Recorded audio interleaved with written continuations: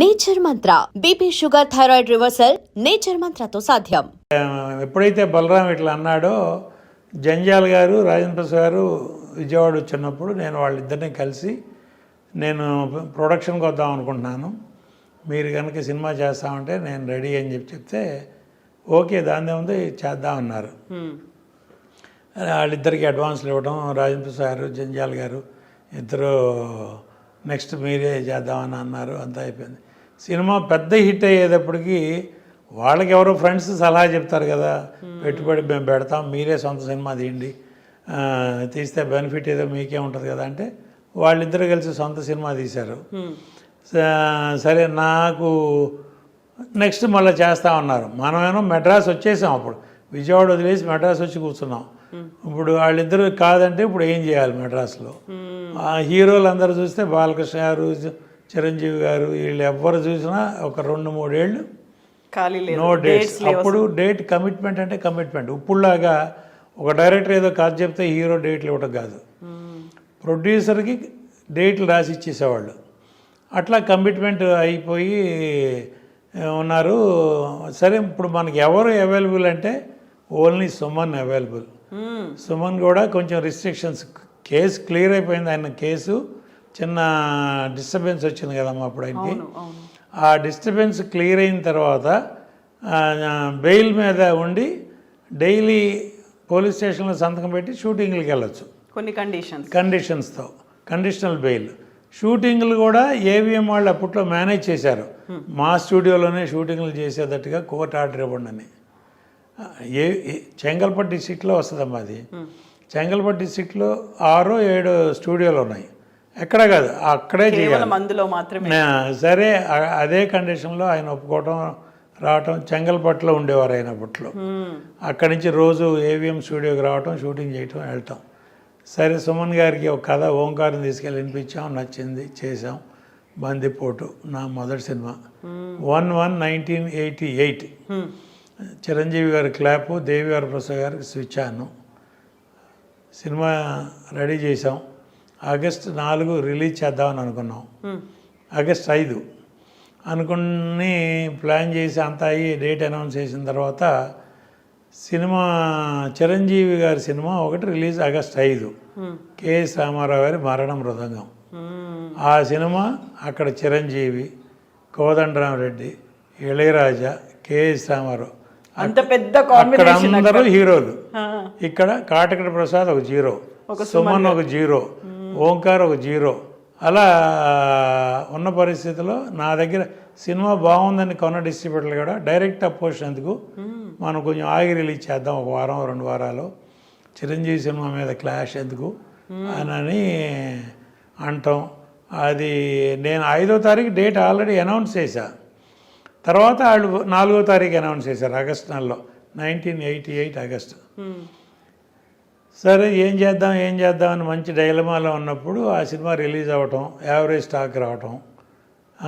డిస్ట్రిబ్యూటర్లే మళ్ళీ ఫోన్ చేసి cinema average stock వచ్చింది, మన సినిమా బాగుంది కదా, ధైర్యంగా వెళ్దాం, చేసేయండి అన్నారు. ప్రింట్లు కూడా తీసి రెడీగా ఉన్నాయి. అప్పుడు అన్ని ప్రింట్లు లారీల్లో, బస్సుల్లో వేసి పంపడమే, ట్రైన్లలో రెడీగా ఉన్నాయి. సరే 5 రిలీజ్ చేసాం. మంచి సక్సెస్, బాగుంది, శుభారంభం. అప్పుడు శుభారంభం, ఫస్ట్ సినిమా బాగుంది అనుకున్నాం. తర్వాత మళ్ళీ ఇమ్మీడియట్గా ఓంకార్ కథ చెప్పి ఉగ్రనేతుడు, మళ్ళీ సుమన్ను, ఖుష్బు, శశికళ, మనకి రజనీ అనేవాళ్ళు అక్కడ, అది సేమ్ బిఎల్వి ప్రసాద్ డైరెక్షన్. నా టీం ఏంటంటే అమ్మ Rajkoti music, Murali Ramaiah editors, costumes Sai, makeup Manmadha Rao, అట్లా మొత్తం నా టీం ప్రొడ్యూసర్ కాటగడ్డ ప్రసాద్ గారు, హీరో సుమన్ గారు, అంతేనా? అంతే, హీరో సుమన్. ఒక హీరోయిన్ మారేది, హీరోయిన్లు మారేవాళ్ళు, డెఫినెట్గా మారేవాళ్ళు. డైరెక్టరు కథను బట్టి దానికి సూటబుల్ డైరెక్టర్ ఎట్లా ఎవరైతే వాళ్ళు అట్లా రిపీట్ అయిన డైరెక్టర్లు కూడా ఉన్నారు. బిఎల్వి ప్రసాద్ నాకు ఫస్ట్ 3 సినిమాలు వరుసనే చేశారు. అట్లాగే శరత్ 3 సినిమాలు చేశాడు, సాగర్ 2 సినిమాలు చేశాడు. అట్లా ఉన్నాయి. సరే మళ్ళా కథ చెప్పడం, ఖుష్బు, శశికళ, రజనీ హీరోయిన్, ఉగ్రనేతుడు అని చెప్పాం. అంటే మా ఆశ ఏంటంటే సుమన్ గారిది క్లియర్ అయిపోయింది. అవును. ఎనీ మూమెంట్ ఈ రిస్ట్రిక్షన్స్ కూడా క్లియర్ అవుతాయి. ఆయన ఎక్కడికైనా వెళ్ళిపోవచ్చు, ఎక్కడైనా షూటింగ్ చేయొచ్చు, విదేశాలకు వెళ్ళొచ్చు అనే ఉద్దేశంతో ఆ సినిమా మొదలుపెట్టాం. బందిపోటప్పుడే ఆ ఫీలింగ్లో మొదలుపెట్టాం. సినిమా అయ్యేదాకా ఆయనకి రిలీఫ్ రాలా, సరే అని రిలీజ్ చేసాం. అప్పుడు కూడా సేమ్ ఒకే స్టూడియోలో చేసుకున్నారు. ఒకే స్టూడియోలో. అది కూడా అన్నమ్మా ఎట్లా చేసాం, సుమన్తో వర్క్ అంతా ఏవిఎంలో, సుమన్ లేని వర్క్ అంతా బయట. ఒక చేజ్ తీసేవాళ్ళమ్మా ఏవిఎంలో, రోడ్ల మీద క్లోజప్లు సుమన్ గారితో తీసేవాళ్ళం. బీచ్ రోడ్లోనూ అక్కడ అక్కడ లాంగ్ షాట్లు చేసి అట్లా మ్యాచ్ చేసేవాళ్ళం. మా కెమెరామెన్ ఫిల్టర్స్ అవి వాడి ఎక్కడో వీజీపీలోనూ హైదరాబాద్ చార్మినార్లోనూ అక్కడ షూటింగ్లు చేసినట్టుగా తీసేవాళ్ళు. కబీర్ లాల్ మా ఇద్దరు నాకు కెమెరామెన్. ఈ విషయం అప్పుడు బయట ప్రపంచానికి తెలుసా? ఇలా మ్యాజిక్లు చేసేవాళ్ళు చెప్పలే అసలు ఎప్పుడు చెప్పలేదు. అసలు సుమన్ గారితో సినిమా తీస్తున్నాం అంతే.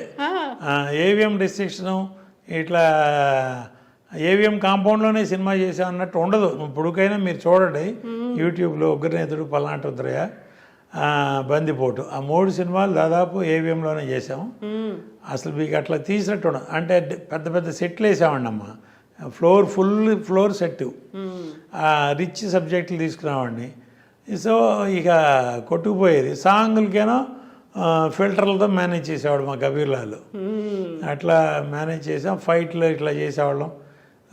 మొత్తం మీద పల్నాటి రుద్రయ్య హాఫ్ వేలో సుమన్ గారికి రిలీఫ్ వచ్చింది. సగం సినిమా అయిపోయింది. ఎనీ మూమెంట్ రిలీఫ్ వస్తుందంటే 2 సినిమాలు చేసాం, రిలీజ్ చేసాం, 2 హిట్లు. పల్నాటి రుద్రయ్య మనం ఖాళీగా ఉంటాం ఎందుకు, సినిమా సుమన్ గారితో వేరే ఎవరో ధైర్యం చేసి ముందుకు రావట్లే, మనమే చేద్దాం మనమే. అప్పుడు వరుసగా 3వ సినిమా కూడా మీరే చేశారు? నేనే చేసా, ఎవరు రాలా. ఆ పల్నాటి రుద్రయ్య సగంలో ఉండగా ఆయనకి రిలీఫ్ వచ్చింది. రిలీఫ్ రావటం నాకే ఏదో రిలీఫ్ వచ్చినట్టు, నేనే ఏదో ఈ రిస్ట్రిక్షన్స్ అన్ని తెగదెంపులు చేసుకుని అప్పుడు సాంగ్స్ హైదరాబాద్, గండిపేట, గోల్కొండ, అదేదో పెద్ద సింగపూర్, మలేషియా లాగా. ఫైట్ పాండిచేరి, ఆ ఎర్రకొండల్లో వెళ్ళి గుర్రాలు తీసుకెళ్ళి ఒక 50 గుర్రాలు హడావిడి క్లైమాక్స్ అక్కడ. నెల్లూరు నడి రోడ్డు మీదమ్మ గాంధీ విగ్రహం దగ్గర స్ట్రీట్ ఫైటు, ప్రబల్తో 2 గ్రూపులు వచ్చి క్లాష్, ఒక చోట జాయిన్ అయ్యి క్లాష్ ఫైటు. సుమన్, కన్నడ ప్రభాకర్, విజయశాంతి, ఇంతమంది ఆర్టిస్టులను పెట్టుకుని నెల్లూరు హైవే మీద పెడితే నాకు అప్పుడు ఆనం రామనారాయణ గారు, ఇప్పుడు మంత్రి గారు, ఆయన నాకు దగ్గరుండి ట్రాఫిక్ డైవర్ట్ చేసి బైపాస్ మీద నాకు ఆ రోడ్డు వదిలేసి 3 రోజులు కంటిన్యూస్ నాకు హైవే మీద షూటింగ్ ఇచ్చారు. చేసి అట్లా చేసాం. అట్లా ఒక ఫైట్కి ఒక చోట, ఒక ఫైట్కి ఒక చోట, సాంగ్స్కి హైదరాబాద్, 2 సినిమాలకు కానీ 3వసారి ముచ్చటగా అన్నీ చేసి మొత్తం చేసాం. అది సక్సెస్. హ్యాట్రిక్ ఫంక్షన్ ఇక్కడే తాజ్లో 3 సినిమాలు కలిపి 100 days ఫంక్షన్ చేసాం. ఎంఎస్ రెడ్డి గారు, కృష్ణరాజు గారు వీళ్ళందరూ చీఫ్ గెస్ట్లుగా వచ్చి నాకు బాగా అట్లా. సుమన్ గారితోనే 12 సినిమాలు ఏంటి, ఒక్క హీరో 11 సినిమాలు. అంటే నాకు నేను బ్యాడ్ టైం డిస్ట్రిబ్యూటర్గా దెబ్బతిని ప్రొడక్షన్కి వచ్చా. కొంత రాజేంద్ర ప్రసాద్ గారు, జంజాల్ గారు నాకు చేయకపోవటానికి కూడా కారణం, ఎవరన్నా కాటక ప్రసాద్ దెబ్బతిని ఉన్నాడు, మీ సినిమా ఏమైనా మధ్యలో అయిపోతే ఏమైనా ఇబ్బంది వస్తుందని నా మీద నెగిటివ్గా కూడా ఎవరైనా చెప్పుండొచ్చు. అదే ఇప్పుడు ఎవరి జాగ్రత్త వాళ్ళు పట్టడంలో తప్పులేదు కదమ్మా. అని వాళ్ళు నాకు చేయనప్పుడు నాకు కూడా ఎవరున్నారంటే నాకు సుమనే దొరికాడు. నాకు కాంపౌండ్ హీరోలాగా సుమన్ దొరికాడు. సుమన్తో అన్నపూర్ణ సినీ చిత్ర బ్యానర్లో సినిమాలు చేసినాక ఆ బ్యానరే ఆయనకి డెడికేట్ చేశారు. సుమన్ లేని సినిమాలన్నీ నాగేశ్వరతో తీసినాయి కానీ, నరేష్తో తీసినాయి కానీ, అవన్నీ అనుపమ ప్రొడక్షన్స్ అని, ప్రసాద్ ఆర్ట్ ప్రొడక్షన్స్ అని తీసేవాడిని. నేను సుమన్తో అన్ని సినిమాలు తీసిన తర్వాత కెఎస్ రామారావు గారు క్రియేటివ్ కమర్షియల్స్ చిరంజీవితోనే తీసేవారు. వేరే సినిమాలు తీస్తే ప్రమోద ఆర్ట్స్ అని తీసేవారు ఆయన. అట్లా నేను అన్నపూర్ణ సినీ చిత్ర బ్యానర్ సుమన్ డెడికేటెడ్. ఆ బ్యానర్లు సినిమా అంటూ తీస్తే సుమన్తో ఆ బ్యానరే ఇప్పటికైనా. సుమన్ గారు కూడా ఈ మధ్య లేటెస్ట్గా ఐ డ్రీమ్కి ఇచ్చినటువంటి ఇంటర్వ్యూలో మీ పేరే చాలా ప్రధానంగా ప్రముఖంగా చెప్పారు. సెకండ్ ఇన్నింగ్స్ అనేది మీతోనే స్టార్ట్ అయింది, అన్ని సినిమాలు బ్యాక్ టు బ్యాక్ చేయడం అనేది నిజంగా మీకు ఎంతో పేరు వచ్చిందో తనకు కూడా పేరు అదే వచ్చింది కదా. అవునమ్మా, వచ్చింది. ఇప్పుడు పల్నాడు సక్సెస్ తర్వాత ఇక పడిపోయారు. మామూలుగా ఇండస్ట్రీలో హీరోలు కరువు ఉన్నారు, ఉన్న హీరోలు అందరికీ కమిట్ అయి ఉన్నారు. కొత్తగా వచ్చేవాళ్ళు నాబోటి వాళ్ళకి ఎవరికైనా డేట్లు కావాలి. సుమన్ హీరో ఎవరంటే సుమన్ కొంచెం ఫ్రీ అయిపోయాడు.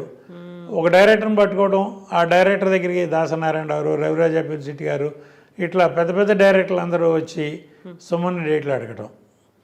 సుమన్ నన్ను అడిగేవాడు, నేను మీ బ్యానర్లో వరుసనే చేస్తాను, బ్యాక్ టు బ్యాక్ చేస్తున్నాను, ఏం చేద్దామంటే నా హీరో ఎంత పెరిగితే నేను అంత పెరిగినట్టు, నువ్వు చెయ్యి. వాళ్ళు ఎవరెవరు పెద్ద డైరెక్టర్లు నీకు ఆఫర్ ఇచ్చారో అవన్నీ చెయ్యి. నేను అంతకైతే వేరే ఇంకో హీరోని పెట్టి వేరే బ్యానర్ పెట్టి నేను చిన్న సినిమాలు తీసుకుంటా. నా కోసం నువ్వు నీ కెరీర్ డిస్టర్బ్ చేసుకోవు. నువ్వు ఎంత ఎదిగితే నాకు అంత మంచిది, నువ్వు చేస్తూ ఉండనేవాడిని. మధ్యలో నేను ఇక పోలీస్ భార్య, పందిరి మాంసం, జగపతి బాబుని ఇంట్రడ్యూస్ చేశాను. వాళ్ళ నాన్నగారి తర్వాత రెండో సినిమా నాదే.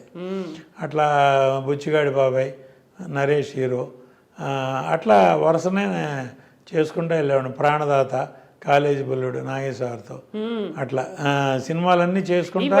చేసినప్పటికీ ఫస్ట్ ప్రయారిటీ మధ్య మధ్యలో సుమన్ మీకు ఏదైనా సబ్జెక్ట్ దొరికితే, మంచి సబ్జెక్ట్ సెట్ అయితే చెప్పండి, ఎవరున్నా సరే బ్రేక్ చేసి మీకు డేట్లు ఇస్తాననేవారు. సుమన్ బ్యానర్, తన హోమ్ బ్యానర్ ఇది.